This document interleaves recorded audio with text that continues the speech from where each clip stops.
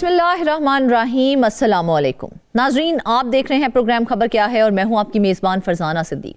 नाजरीन, आज के प्रोग्राम में हम आपके सामने लाएंगे वो खबरें जो बराह रास्त अवामी मुफाद, इंतजामी कारकर्दगी और सरकारी महकमों की कारकर्दगी से जुड़ी हुई हैं। प्रोग्राम के पहले हिस्से में हम बैरून मुल्क तैनात कम्युनिटी वेलफेयर अताशीज से मुतल्लिक अहम खबर पर बात करेंगे।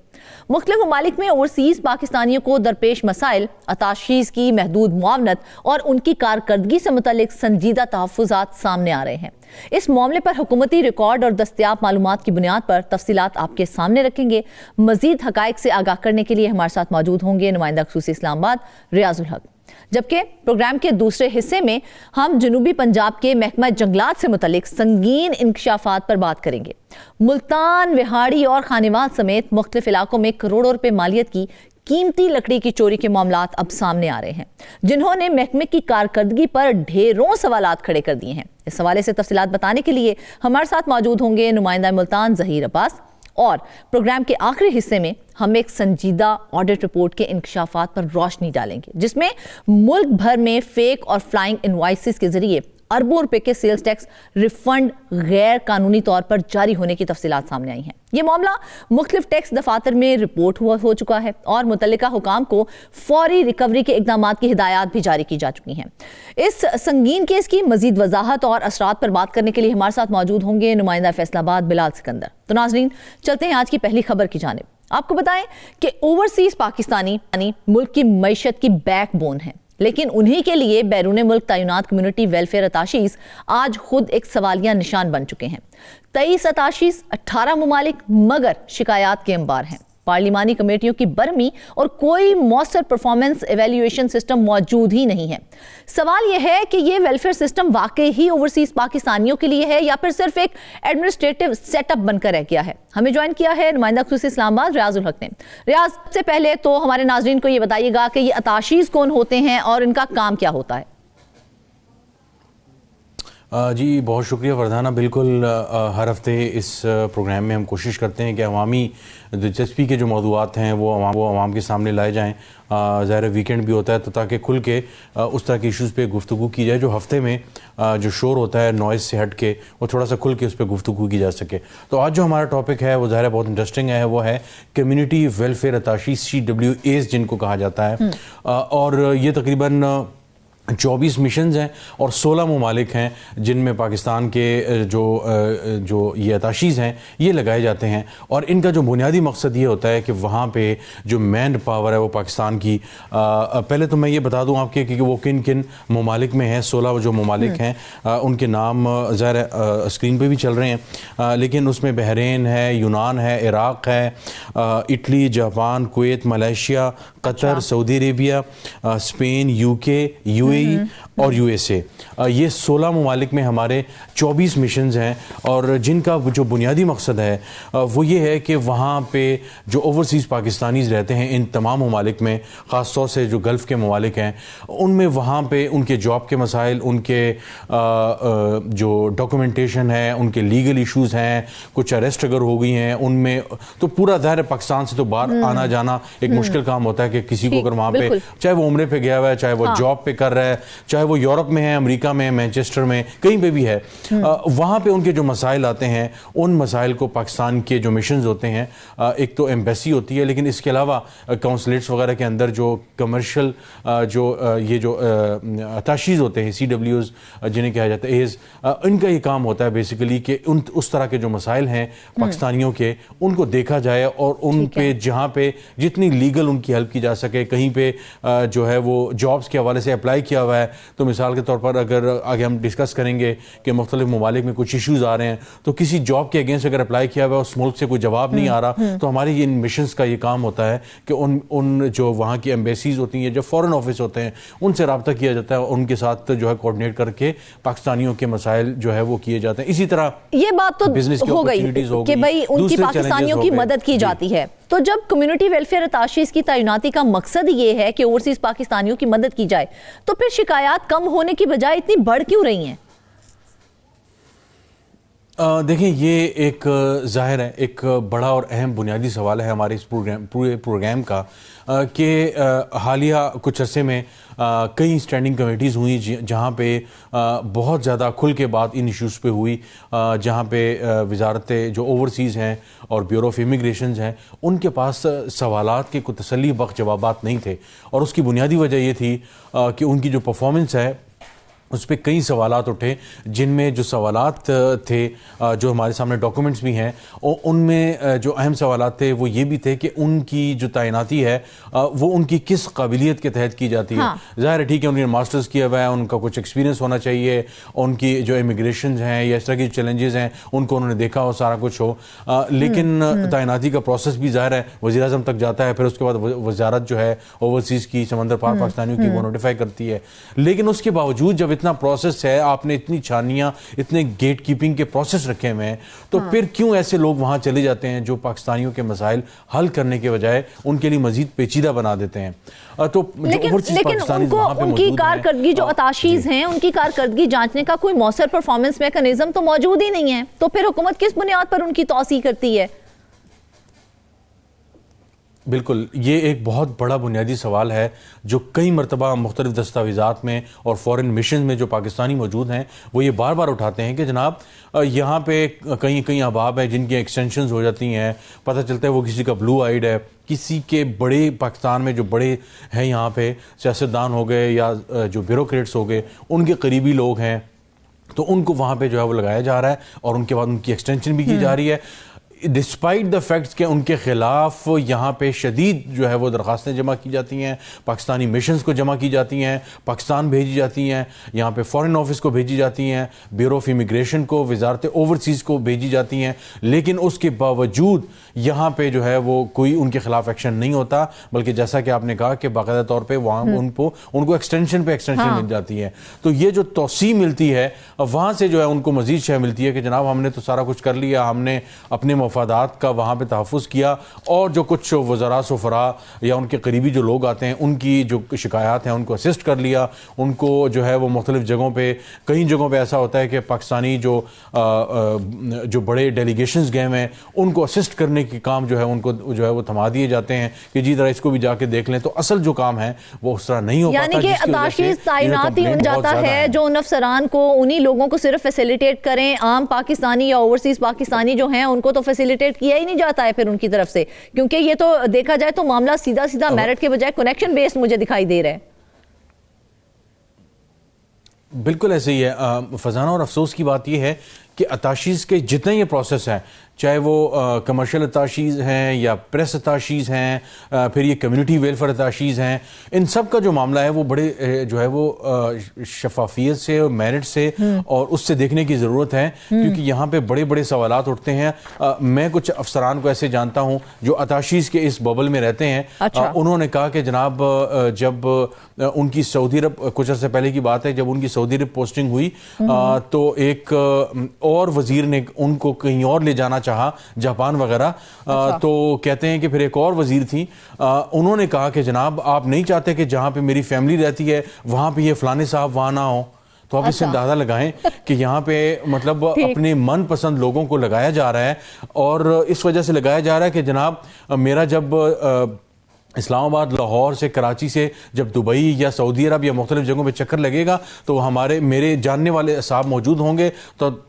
ایئرپورٹ سے لے کر وہاں پہ کہیں مشنز میں کوئی مسئلہ ہو یا کہیں پہ شہر میں کہیں آگے پیچھے گاڑی کی ضرورت ہو یا اور اس طرح کی چیز ہو، تو میرے یہ یہاں پہ جناب قریبی جاننے والے موجود ہوں گے، تو مجھے ایمبیسی میں کوئی مسئلہ ہو، مجھے ہائی کمیشن میں مسئلہ ہو، مجھے کسی شہر میں کونسلیٹ میں کوئی ایشو ہو، میرے بچوں کو کوئی مسئلہ ہو، تو یہ صاحب وہاں پہ موجود ہوں گے۔ میں یہ نہیں کہتا کہ سارے اس طرح کے ہوں گے، لیکن اکثریت جو ہے وہ اب اس سے اندازہ لگائیں یہ کتنا ڈیپلی روٹڈ پرابلمیٹک ایشو ہے کہ جہاں پہ ان کا کام ہے لوگوں کو اسسٹ کرنا، لوگوں کی مدد کرنا، وہاں پہ یہ جناب وہاں پہ موجود ہیں ان کے نمائندوں کے طور پہ کہ پاکستان میں تو ہم نے یہاں پہ اپنے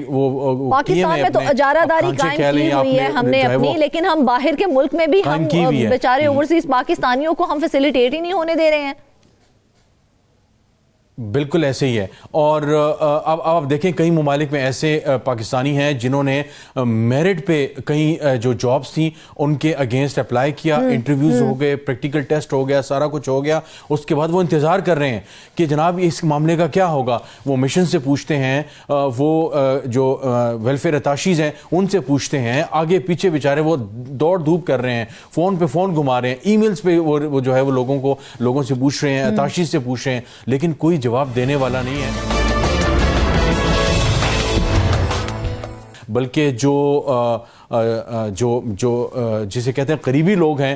وہ ڈائریکٹ ہی براہ راست جو ہے وہ ہائی کمیشن سے, ایمبیسی سے پتہ لگا لیتے ہیں, اور بیچارہ جو عام آدمی ہے وہ یہاں پہ مشنز کے چکر لگا رہا ہوتا ہے, اتاشیز کو ای میلز کر رہا ہوتا ہے. اتاشیز کہتے ہیں جناب ہمارے پاس تو برڈن بہت زیادہ ہے اور یہ ہو گیا اور وہ ہو گیا, لیکن یہاں پہ ہم نے دیکھا ہے کہ سعودی عرب کی بات کی جائے, بحرین ہو, ملائیشیا اور قطر ہو, یہ بڑے ممالک ہیں. ان جیسے بڑے ممالک میں ڈھیروں شکایات ہیں, تو وہاں پر جو مانیٹرنگ سسٹم ہے وہ کیوں فیل ہو رہا ہے؟ وہاں پر کیوں نہیں ان معاملات کو دیکھا جا رہا؟ دیکھیں میں نے آپ کو ایک گلف کنٹری کی ایک مثال آپ کو دی کہ وہاں پہ ایک وزیر نے ناراضگی کا اظہار کیا کہ آپ میرا بندہ میری فیملی سے دور کرنا چاہ رہے ہیں. اس طرح کئی جگہوں پہ جو ہے اس طرح کے معاملات ہیں جہاں پہ من پسند لوگوں کو لگایا گیا ہے, ان کو ہٹایا. ان کی کمپلینٹس اگر آتی ہیں تو یہاں پہ اسلام آباد میں یہاں پہ کسی بڑے جو ہے وہ صاحب سے رابطہ کر کے اس کو جو ہے وہ چینج کروانے سے روک دیا جاتا ہے. تو ان کے خلاف کمپلینٹس بھی ہیں, ان کے خلاف میرٹ پہ ان کے خلاف جو ہے وہ پوری چارٹ شیٹ بنی ہوئی ہے کہ اتنی زیادہ کمپلینٹس ہیں ان کے خلاف کہ انہوں نے جو ان کا کام تھا وہ انہوں نے نہیں کیا. ویلفیئر کا مطلب کیا ہے؟ آپ نے فلاح کے لیے کام کرنا ہے. وہاں پہ جو پاکستانیز موجود ہیں, جو ان کی جو پرابلمز ہیں وہ آپ نے ان کو سالو کرنا ہے. لیکن یہاں پہ آپ موجود ہیں, یہاں پہ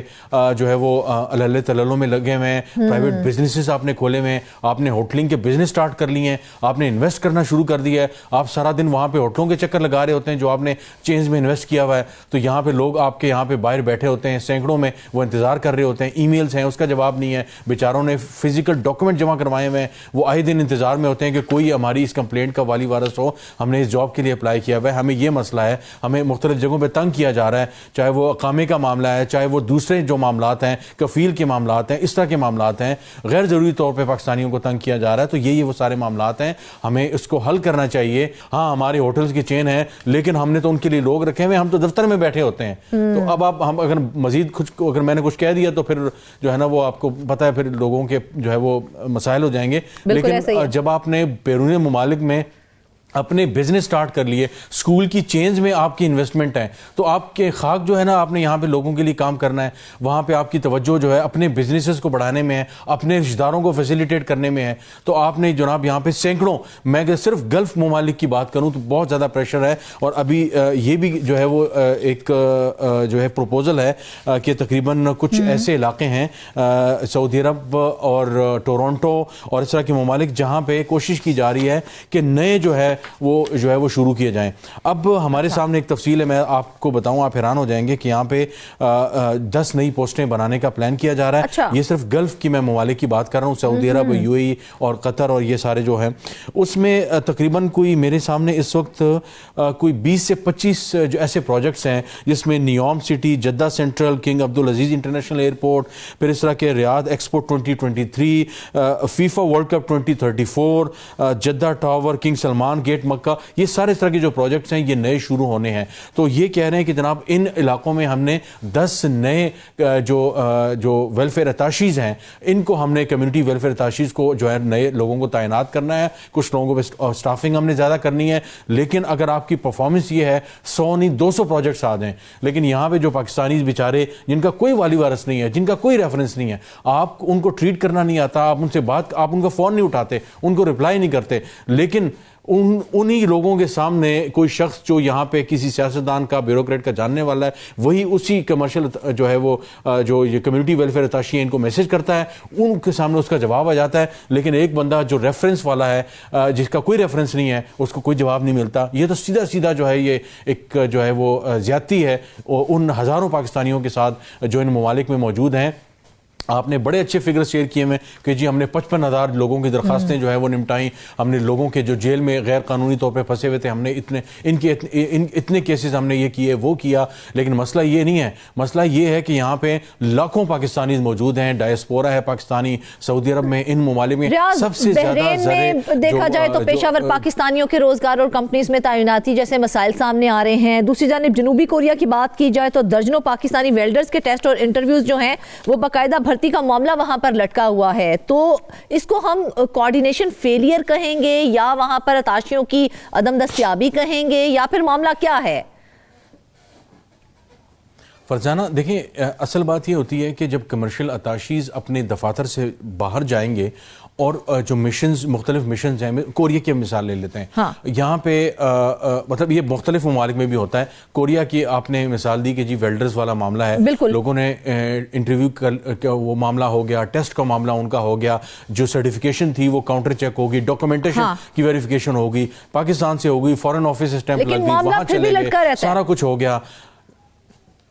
لیکن ان کو کوئی جواب دینے کو تیار نہیں ہے. وہ بیچارے جنہوں نے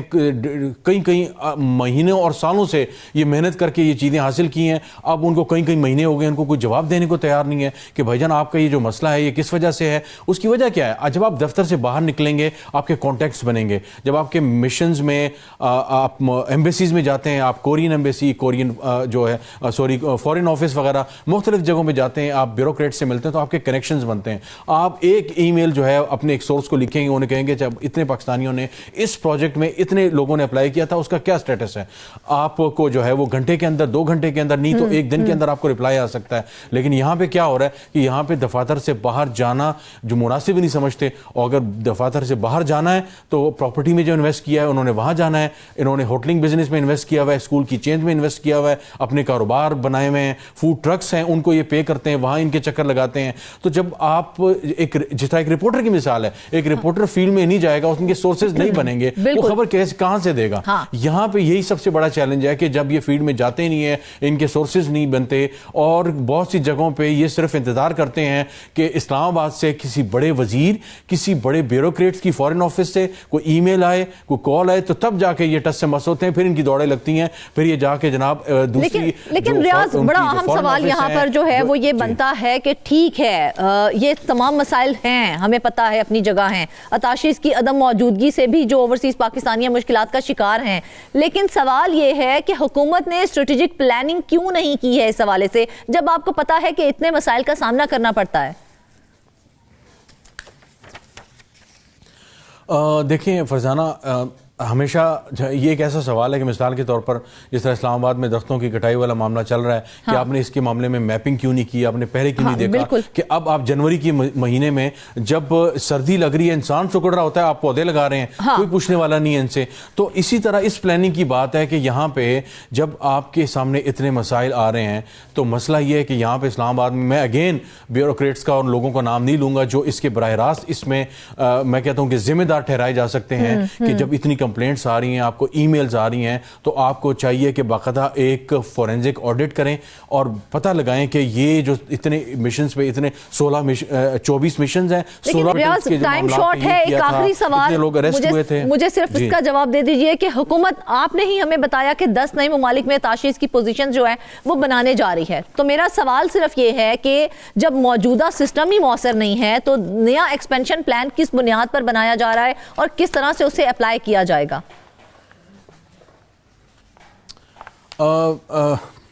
اسلام آباد ایک ایسا شہر ہے کہ یہاں پہ مطلب ایک مثال, ایک ایشو ہے, اس کے لیے 10 مثالیں دی جا سکتی ہیں. یہاں انہوں نے جو عمارتیں بنانے والا اسلام آباد کے اندر جو سرکاری عمارتیں بناتے ہیں پورے پاکستان کے اندر, ان کا ایک ادارہ ہوتا ہے PWD, تو اس میں کرپشن بہت زیادہ تھی, اس ادارے کو ختم کر دیا. جو اسلام آباد کی حد تک تھا وہ انہوں نے CDA کو دے دیا. اب پتہ یہ چلا کہ جو ملازمین وہاں چلے گئے تھے ان کی سمجھ ہی نہیں آ رہی, اچھا کام کون کرے گا سمجھ نہیں آ رہی, CDA کہتا ہے ہمارے پاس تو یہ پروجیکٹ نہیں ہے, یہ تو PWD کے پاس تھا, کیا کیا جائے گا. لاسٹ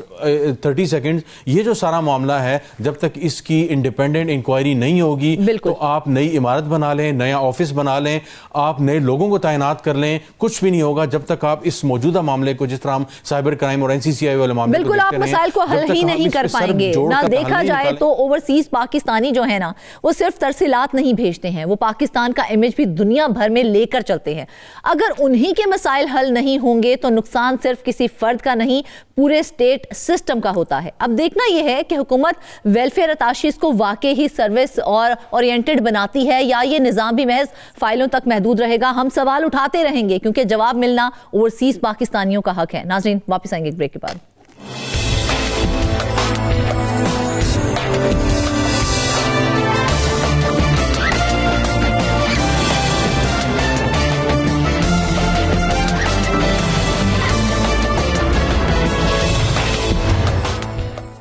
ویلکم بیک ناظرین. آپ کو بتائیں کہ ملتان اور جنوبی پنجاب کے جنگلات ایک بار پھر ٹمبر مافیا اور مبینہ انسائیڈ جاب کی زد میں ہیں. کروڑوں روپے کی لکڑی چوری, محکمہ جنگلات کے اپنے ہی ملازمین پر سوالیہ نشان ہے.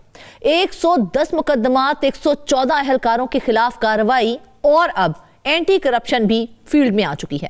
سوال یہاں پر یہ ہے کہ کیا یہ واقعی اکاؤنٹیبلٹی ہے یا پھر محض ایک فائل ورک ہے جو دکھایا جا رہا ہے. آج ہم انہی سوالات کے جواب تلاش کریں گے. ہمارے ساتھ موجود ہیں نمائندہ ملتان ظہیر ابا. ظہیر, سب سے پہلے تو یہ بتائیے گا کہ اگر محکمہ جنگلات کے اپنے ہی ملازمین لکڑی چوری میں ملوث ہوں گے تو عام شہری کس پر اعتماد کرے گا؟ یہ تو پورا کا پورا سسٹم فیلئر دکھائی دے رہا ہے. جی شکریہ فرزانہ. صاف ظاہر ہے جب تک محکمے کے لوگ ملوث نہیں ہوں گے, وہ سرپرستی نہیں کریں گے, ملی بھگت نہیں کریں گے, تب تک پرائیویٹ شخص جو ہیں وہ کسی بھی محکمے کو نقصان نہیں پہنچا سکتے. اب یہ جنگلات کی بات ہی کر لیں کہ آپ کو پتہ ہی ہے کہ جس طرح کے موسمیاتی تبدیلیوں کا ہمارے ملک کو سامنا ہے, اس میں شجرکاری کتنی ضروری ہے. زیادہ شجرکاری ہو نہیں رہی, پہلے سے جنگلات ہیں, پودے ہیں, درخت ہیں, ان کو تواتر سے کاٹا جا رہا ہے. اور اس میں ملوث کون ہوتا ہے؟ جب بھی اس طرح کا معاملہ سامنے آتا ہے تو پتہ چلتا ہے کہ محکمہ جنگلات کے جو ملازمین ہیں وہ خود اس میں ملوث ہیں. اب بات کی جائے جنوبی پنجاب میں محکمہ جنگلات کی, تو ایک سال کے اندر اگر بات کی جائے جو کہ سرکاری ریکارڈ کے مطابق ہے, تو جو سرکاری ملازمین ہیں انہوں نے مجموعی طور پر 25 کروڑ روپے سے زائد مالیت کی جو لکڑی چوری ہے وہ پرائیویٹ افراد کے ساتھ مل کر, ٹمبر مافیا کے ساتھ مل کر وہ چوری کی ہے, جس پر محکمہ جنگلات جنوبی پنجاب نے 114 ملازمین کے خلاف کارروائی کی ہے. یہ جو کارروائی کی گئی ہے اس میں ملتان, خانیوال, بیاڑی, راجن پور اور جنوبی پنجاب کے دیگر اضلاع شامل ہیں, جہاں پر محکمہ جنگلات کے ملازمین نے بے دردی سے جنگلات کو جو ہے وہ کاٹا ہے اور ٹمبر مافیا کے ہاتھوں وہ لکڑی فروخت کی گئی ہے, جس پر محکمہ جنگلات جنوبی پنجاب نے ایکشن لیتے ہوئے مجموعی طور پر 110 جو ہے ان کے مقدمات کا اندراج بھی کروایا ہے. اگر بات کی جائے جرمانوں کی ریکوری کی تو صاف ظاہر ہے 25 کروڑ روپے سے زائد کی لکڑی چوری ہوئی ہے, لیکن جو جرمانے ہوئے ہیں وہ صرف 3 کروڑ ہوئے ہیں. اندازہ کریں کہ اگر احتساب کا عمل بھی ہے تو وہ بھی 100% پورا نہیں ہے. اگر 100% پورا احتساب کا عمل ہو تو جتنا نقصان پہنچایا ہے ان ملازمین نے یا پرائیویٹ افراد کے ساتھ مل کر, تو وہ تمام ریکوری کی جائے. پچھلے سالوں میں بھی ہم نے دیکھا کہ اسی طرح ہوتا تھا کہ کروڑوں روپے کی لکڑی جو ہے وہ چوری ہو جاتی تھی, جو جرمانے ہوتے تھے وہ صرف لاکھوں میں ہوتے تھے, جس سے قومی خزانے کو پہنچنے والے نقصان کا ازالہ نہیں ہوتا تھا. دوسری جانب شجرکاری جتنی ضروری ہے اس ٹائم وہ پہلے کبھی بھی اتنی ضروری نہیں تھی, کیونکہ آپ کو پتہ ہی ہے کہ جس طرح کے موسمیاتی حالات ہیں, موسمیاتی تبدیلیاں ہیں, پاکستان سب سے متاثرہ ممالک میں شامل ہے. ایسے میں اگر جنگلات کے ملازمین پرائیویٹ افراد کے ساتھ مل کر, ٹمبر مافیا کے ساتھ مل کر پہلے سے اگائے گئے جنگل کو بے دردی سے کاٹیں گے تو شجرکاری کا جو جتنی ہونی چاہیے تھی وہ بھی نہیں ہوگی, تو اس سے صاف ظاہر ہے موسمیاتی تبدیلیوں کا جو معاملہ ہے مزید سنگین ہوگا, پاکستان کو مزید جو خطرات ہیں وہ لاحق ہیں. دوسری جانب محکمہ جنگلات جنوبی پنجاب کا یہی کہنا ہے کہ جو بھی ذمہ دار ملازمین ہیں ان کے خلاف گائے بگائے ایکشن لیا جا رہا ہے. تو اب امید تو ہم یہی کر سکتے ہیں کہ جو ملازمین اس طرح کی کارروائیوں میں ملوث ہیں ان کے خلاف سخت ایکشن لیا جائے, تاکہ آئندہ جو ہے ٹمبر مافیا کی سہولت کاری کرنے کی بجائے وہ جنگلات کی حفاظت کریں. کروڑوں کی لکڑی چوری ہو گئی ہے, یہ کروڑوں کی لکڑی جو ہے وہ چوری ہو گئی ہے, تو اس ٹائم پہ متعلقہ ڈی ایف اوز اور رینج افسران کہاں پر تھے جب یہ لکڑی چوری کی جا رہی تھی؟ کیا ان کا رول بھی انکوائری میں آ رہا ہے یا نہیں آ رہا ہے؟ جی اگر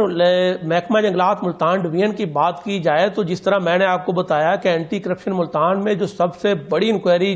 چل رہی ہے اس ٹائم وہ ان کے افسران کے خلاف ہی ہے، لیکن ابھی تک وہ انکوائری جو ہے وہ کسی حتمی مرحلے پر نہیں پہنچی۔ ابتدائی طور پر کچھ انہیں معاملات گڑبڑ نظر آئے ہیں جس پر محکمہ اینٹی کرپشن نے مزید ریکارڈ جو ہے وہ بھی مانگ رکھا ہے۔ اب جیسے ریکارڈ کی جانچ پڑتال ہوگی، اگر وہ افسران اس میں ملوث پائے گئے تو ان کے خلاف جو ہے وہ ایف آئی آر درج ہوگی۔ ایف آئی آر درج ہونے کے بعد کیا ہوتا ہے کہ گرفتاری عمل میں لائی جاتی ہے اور اس کے بعد ریکوری کی طرف جایا جاتا ہے۔ اگر اس بڑی جو انکوائری ہے اس کا کوئی رزلٹ سامنے آتا ہے تو دیگر انکوائریوں پر بھی اس کا اثر پڑے گا اور معاملات جو ہیں وہ ریکوری کی طرف جائیں گے۔ اگر ماضی کی بات کی جائے تو ماضی میں بھی کیا ہم نے دیکھا کہ جو چھوٹے ملازمین ہیں ان کی قربانی لی جاتی ہے، ان کے خلاف ایف آئی آر درج کروا دی جاتی ہیں تھانوں میں، اس کے ساتھ ساتھ ان کو جو ہے نوکریوں سے معطل کر دیا جاتا ہے۔ لیکن اس بار یہ اچھی بات ہے کہ افسران کو بھی اس کے اندر انوالو کیا جا رہا ہے، ان سے بھی انکوائری کی جا رہی ہے۔ کتنے افسران ہیں جن کے خلاف جو ہے کارروائی کی جا رہی ہے؟ جی اگر بات کی جائے اینٹی کرپشن میں جاری انکوائریز کی تو یہ محکمہ جنگلات کے، ملتان کے، خانیوال کے، ویاڑی کے یہ تقریباً 12 افسران ہیں جن کے خلاف انکوائری کی جا رہی ہے۔ زیادہ تعداد جو ہے وہ فریسٹ گارڈز کے ہیں، کیونکہ گارڈز کا کام ہے پیٹرولنگ کرنا، دیکھ بھال کرنا، حفاظت کرنا درختوں کی، تو فریسٹ گارڈز جو ہیں ان کی ملی بھگت جو ہے وہ زیادہ نظر آتی ہے بعض معاملات میں، تو وہ زیادہ تعداد میں ہیں جن کے خلاف انکوائری کی جا رہی ہے۔ اگر ہم ماضی کی بات کریں پچھلے 5 سالوں کی تو محکمہ جنگلات ملتان ڈویژن میں 8 کروڑ سے زائد جو ہے وہ پودے لگائے گئے، مگر ان کی نشو و نما کی بات کی جائے تو ان کی اگر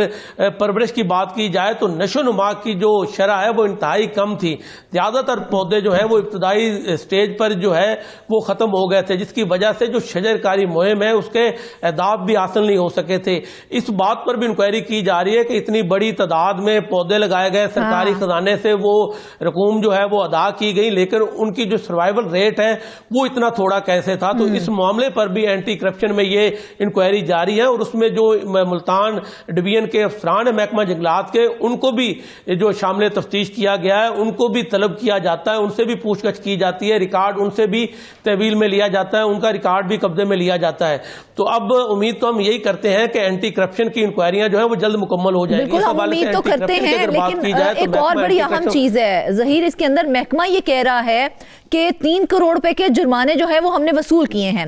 لیکن سوال یہ بنتا ہے کہ اصل نقصان کتنا تھا؟ آپ نے تو 3 کروڑ روپے وصول کر لیے، اصل نقصان کتنا تھا اور کیا یہ جرمانہ جو ہے وہ ایکچوئل لاس کے برابر ہی تھا جو وصول کر لیا گیا ہے؟ یہ کسی صورت پہ نہیں ہوتا۔ کہ میں آپ کو یہی مثال دے رہا تھا کہ اگر ہم پچھلے کچھ سالوں کی بات کریں تو جو سرکاری ریکارڈ کے مطابق لکڑی چوری کی گئی صرف ملتان میں وہ ہوئی 1 کروڑ 80 لاکھ کی۔ اب جب جرمانے کیے گئے تو جرمانے کیے گئے صرف 21 لاکھ۔ آپ اس سے اندازہ کریں کہ کتنی کم شرح ہے۔ اسی طرح اب یہ جو لکڑی چوری ہوئی جس معاملے کو ہم ڈسکس کر رہے ہیں کہ 1 سال میں مجموعی طور پر جو سرکاری ان کا اپنا ریکارڈ ہے اس کے مطابق 25 کروڑ روپے سے زائد کی لکڑی چوری ہوئی ہے۔ اب اس میں جرمانہ جو کیا گیا، جرمانہ دیکھ لیں کہ 3 کروڑ کیا گیا ہے، 3 کروڑ کی وصولی ہوئی ہے، لکڑی 25 کروڑ سے زائد کی جو ہے وہ چوری ہوئی ہے۔ تو یہ ایک چھوٹی سی مثال سمجھنے کے لیے ہے کہ بڑے پیمانے پر جو ہے وہ لکڑی چوری ہوتی ہے، لیکن جب اس کی ریکوری کی جاتی ہے، اس کا جرمانہ کیا جاتا ہے تو جرمانے انتہائی کم کیے جاتے ہیں، جس سے وہ جو نقصان ہوتا ہے وہ بھی پورا ہوتا دکھائی نہیں دیتا۔ دوسری جانب جو ملازمین ہیں ان کو عارضی طور پر معطل کر دیا جاتا ہے اور دکھا دیا جاتا ہے کہ دیکھیں جی یہ ملازمین ملوث تھے، ان کے خلاف ہم نے یہ سخت ایکشن لیا ہے۔ تو یہ اگر تمام ریکوری کی جائے جتنی مالیت کی لکڑی ہے ظہیر ابھی بھی جاری ہے نا، اگر ہم اینٹی کرپشن کی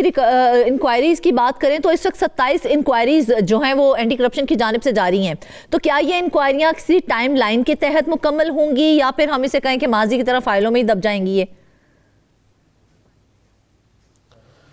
نہیں، ہم اینٹی کرپشن کے حوالے سے یہ اس لیے نہیں کہہ سکتے کہ ماضی میں بھی ہم نے دیکھا کہ اینٹی کرپشن میں جو انکوائریز جاری تھیں ان کو جب انکوائر کیا گیا تمام ملازمین سے جو ہے وہ انہیں طلب کر کے پوچھ گچھ کی گئی، ساتھ ساتھ ریکارڈ تحویل میں لیا گیا، تو اس کے بعد باضابطہ طور پر ایف آئی آر درج ہوتی ہے، ایف آئی آر درج ہونے کے بعد ریکوری کی طرف جایا جاتا ہے۔ تو اینٹی کرپشن میں جو انکوائریز ہیں وہ کسی منطقی انجام تک پہنچتی ہوئی دکھائی دیتی ہیں، وہاں پر ریکوری کے ریشو بھی ٹائم شارٹ ہے ہمارے پاس، ایک आखिरी सवाल, मैं एक बार फिर से वही सवाल करना चाहूंगी कि क्या आवाम को ये यकीन दहानी करवाई जा सकती है कि ये केस भी माजी की तरह जो है वो टाइम पास स्कैंडल नहीं बनेगा बल्कि अपने अंजाम तक पहुंचेगा? जी, इस हवाले से महकमा जंगलात जनूबी पंजाब हुकाम से हमारी बात हो रही थी तो वो इस हवाले से पुरअज़म थे कि माजी की जो गलतियां हैं उनको नहीं दोहराया जाएगा, जो भी मुलव्वस अनासर हैं उनके खिलाफ सख्त एक्शन लिया जाएगा। इसी तरह एंटी करप्शन हुकाम का भी यही कहना है कि दीगर इंक्वायरियों की तरह जो महकमा जंगलात की पेंडिंग इंक्वायरियां हैं इनको भी जल्द मुकम्मल किया जाएगा। बिल्कुल ऐसे ही है, उन पेंडिंग इंक्वायरियों को जल्द से जल्द किया जाएगा। नाजरीन, जंगलात देखा जाए तो सिर्फ दरख्त नहीं होते हैं, ये हमारी आने वाली नस्लों का फ्यूचर होते हैं। अगर मुहाफिज ही लुटेरे बन जाएंगे तो नुकसान सिर्फ लकड़ी का नहीं होगा, ये पूरे सिस्टम पर एतमाद का होता है। अब देखना यह है कि एंटी करप्शन की ये इंक्वायरियां वाकई ही कोई नताइज देती हैं या फिर सब कुछ चंद दिन की हेडलाइंस बनकर रह जाएगा। नाज़रीन, वापस आएंगे एक ब्रेक के बाद।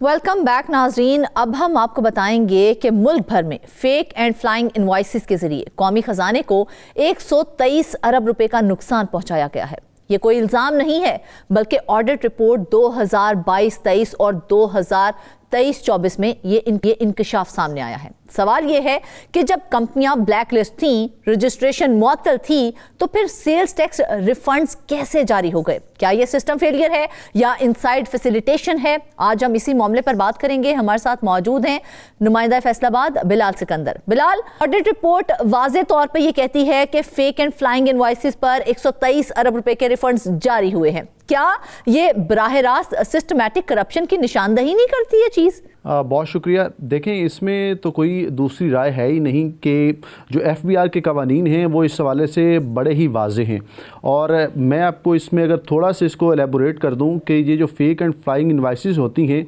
ये कारोबार चलता किस तरह से है। ये एक कोई भी XYZ एक कंपनी है, वो किसी दूसरे फ़र्द के साथ अगर वो बिज़नेस कर रहे हैं तो वो फिर क्या करते हैं कि अगर एक चीज़ 100 रुपए की है और उस पर 17% टैक्स है, अगर वो शख्स फाइलर है तो वो 17% होगा, अगर वो नॉन फाइलर है तो वो 2% एक्स्ट्रा देगा, 19% उससे वो टैक्स लेगा उसके बिहाफ पे, FBR के बिहाफ पे वो शख्स से 19% या 17% टैक्स लेगा कि मैं ये टैक्स जो है ये गवर्नमेंट को आगे पे करूँगा। लेकिन वो शख्स करता क्या है कि उसकी वो एक जाली रसीद देता है उसको और उसको कहता है कि मैंने आपका टैक्स जो है वो FBR को जमा करवा दिया है। अब वो जाली रसीद उस शख्स के पास चली जाती है और जो टैक्स का असल अमाउंट होती है वो जो पर्सन हमने पहले स्पेसिफाई किया है वो अपने पास रख लेता है। अब वो रकम जमा होती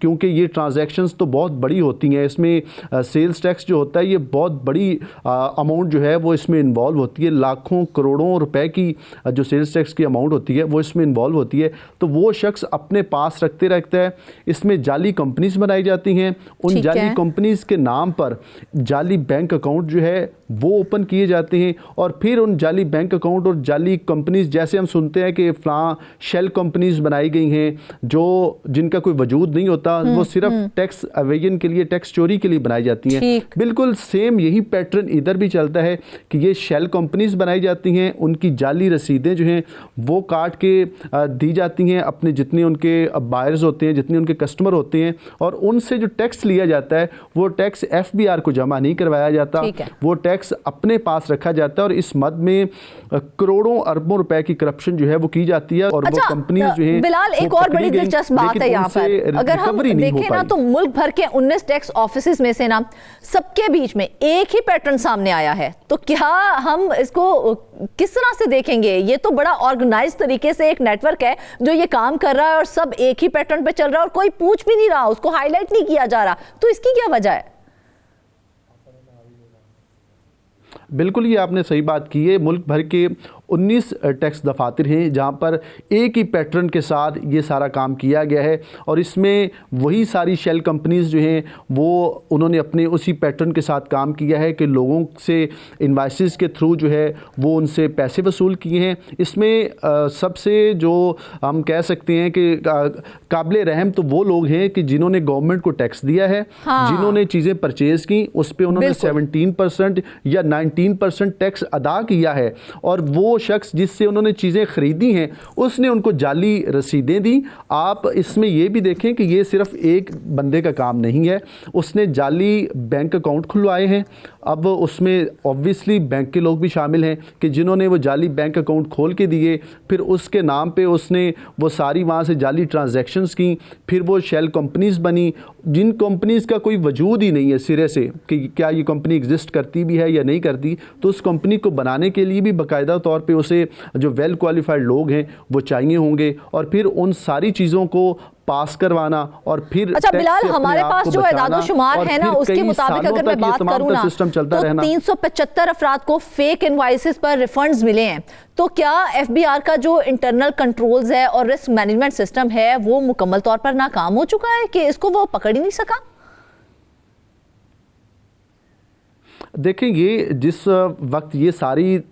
کاروائی ڈالی گئی تھی اس وقت ایف بی آر کی جانب سے یہ سارا سسٹم مینول تھا، اس میں جو ٹیکس ریفنڈز ہوتے تھے ان کو بھی مینول طریقے سے ڈیل کیا جا رہا تھا، اور جو ان پٹ ٹیکس تھا اس کو بھی مینول طریقے سے دیکھا جا رہا تھا۔ لیکن اب جب یہ سارا فراڈ ہو گیا ہے، اس میں تقریباً 123 ارب کا فراڈ جب ہو چکا ہے، اور ملک بھر سے یہ کیسز رپورٹ ہوئے اور کہا گیا کہ یہ اتنے بڑے پیمانے پر یہ سب کچھ ہو رہا ہے، تو ایف بی آر کو اس کے بعد کچھ ہوش آیا اور انہوں نے اپنے سسٹم کو ڈیجیٹلائز کیا۔ اب ایف بی آر کی جانب سے سسٹم کو ڈیجیٹلائز کیا گیا ہے۔ اب جو شخص وہاں پر جو اپنی انوائس جاری کرتا ہے اس کا باقاعدہ طور پر ریکارڈ جو ہے، لیکن بلال آپ نے جو سچویشن ہمارے سامنے رکھی ہے یہ بھی بتا دیجئے کہ اس بات میں کتنی صداقت ہے کہ ریفنڈ کلیمز کی آٹومیٹڈ جو اسکروٹنی ہے اس کو کمزور یا پھر ڈی ایکٹیو رکھا گیا تھا تاکہ فیک کلیمز کلیئر ہو سکیں؟